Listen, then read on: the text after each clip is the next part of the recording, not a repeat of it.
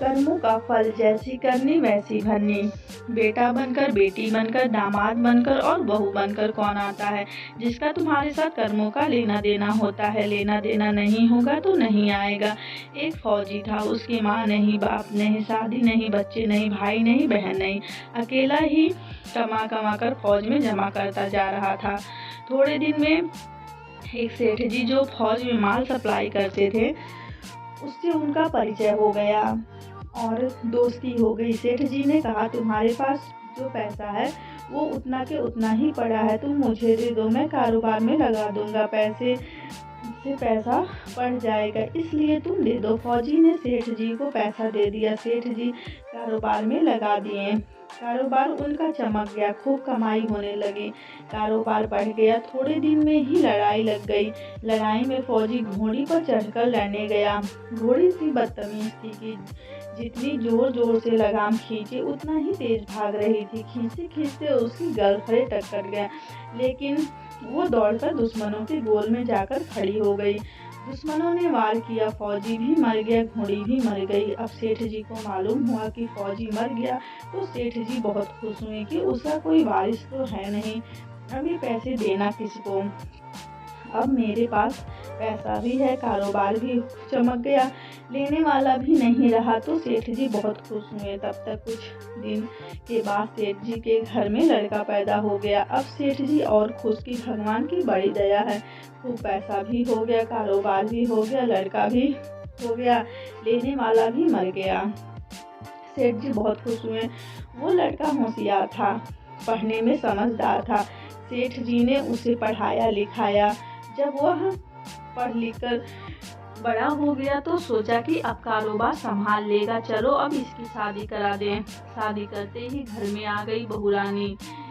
अब उसने सोचा कि चलो बच्चे की शादी हो गई, अब कारोबार संभाल लेगा। लेकिन कुछ दिन में बच्चे की तबीयत खराब हो गई। अब सेठ जी डॉक्टर के पास, हकीम के पास, वैद्य के पास दौड़ रहे हैं।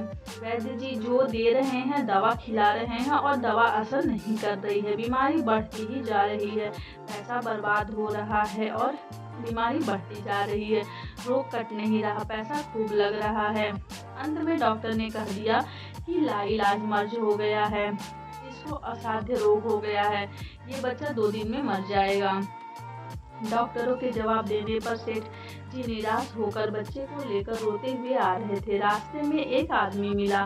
कहा, सेठ जी क्या हुआ, बहुत दुखी लग रहे हो। सेठ जी ने कहा, ये बच्चा जवान था, हमने सोचा बुढ़ापे में मदद करेगा, अब ये बीमार हो गया है, शादी होते ही हमने इसके लिए खूब पैसा लगा दिया, जिसने जितना मांगा उतना दिया, लेकिन आज डॉक्टरों ने जवाब दे दिया अब ये बचेगा नहीं, असाध्य रोग हो गया, लाइलाज मर्ज है, अब ले जाओ घर, 2 दिन में मर जाएगा। आदमी ने कहा, अरे सेठ जी तुम क्यों दिल छोटा कर रहे हो, मेरे पड़ोस में एक वैद्य जी दवा देते हैं, 2 आने की पुड़िया खाकर मुर्दा भी उठकर खड़ा हो जाता है, जल्दी से तुम वैद्य जी की दवा ले आओ। सेठ जी दौड़ कर गए, 2 आने की पुड़िया ले आए और पैसे दे दिए। पुड़िया ले आए, बच्चे को खिलाया, बच्चा पुड़िया खाते ही मर गया, बच्चा मर गया। अब सेठ जी रो रहे हैं, सेठानी भी रो रही हैं, घर में बहू रानी भी, पूरा गांव रो रहा है। गांव में शोर मच गया कि बहू रानी सेठ की कमर जवानी में टूट गई, सब लोग रो रहे हैं। तब तक एक महात्मा जी आ गए। उन्होंने कहा, भाई क्यों रोना धोना, लोग बोले इस सेठ का एक ही जवान लड़का था, वह भी मर गया, इसलिए सब लोग रो रहे हैं, सब दुखी हो रहे हैं। महात्मा बोले, सेठ जी रोना क्यों। सेठ महाराज, जिसका जवान बेटा मर गया हो वो रोएगा नहीं तो क्या करेगा। महात्मा, तो आपको क्यों रोना। सेठ, मेरा बेटा मर गया तो और किसको रोना। महात्मा, और उस दिन तो आप बड़े खुश थे। सेठ, किस दिन। महात्मा, फौजी ने जिस दिन पैसा दिया था। सेठ, हाँ, कारोबार के लिए पैसा मिला था तो खुश तो था।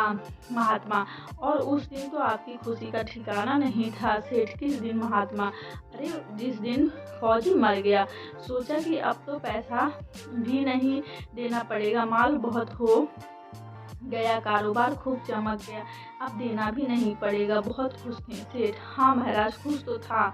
महात्मा, और उस दिन तो आपकी खुशी का ठिकाना नहीं था, पता नहीं कितनी मिठाइयाँ बट गई थीं। सेठ किस दिन? महात्मा अरे जिस दिन लड़का पैदा हुआ था। सेठ महाराज लड़का पैदा होता है तो सब खुश होते हैं, मैं भी खुश हो गया, तो क्या बात?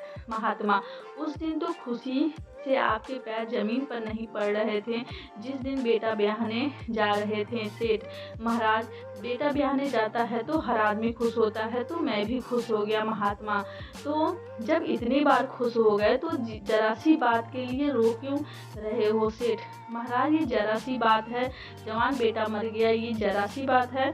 महात्मा अरे सेठ जी वह फौजी पैसा लेने के लिए बेटा बनकर आ गया, पढ़ने लिखने खाने पहनने और शौक श्रृंगार में जितना लगाया था शादी ब्याह में सब लग गया और ब्याज दर ब्याज डॉक्टरों को दिलवा दिया।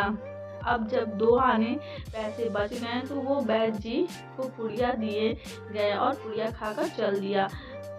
सेठ जी ने कहा हमारे साथ तो कर्मों का लेना देना था, चलो हमारे साथ जो हुआ सो हुआ, लेकिन वो जवान बहू रानी घर में रो रही है, जवानी में उसको धोखा देकर विधवा बनाकर चला गया, उसका क्या जुर्म था कि उसके साथ ऐसा गुनाह किया? महात्मा बोले यह वही घोड़ी है जिसने जवानी में उसको धोखा दिया, इसलिए जवानी में उसने भी इसे धोखा दे दिया।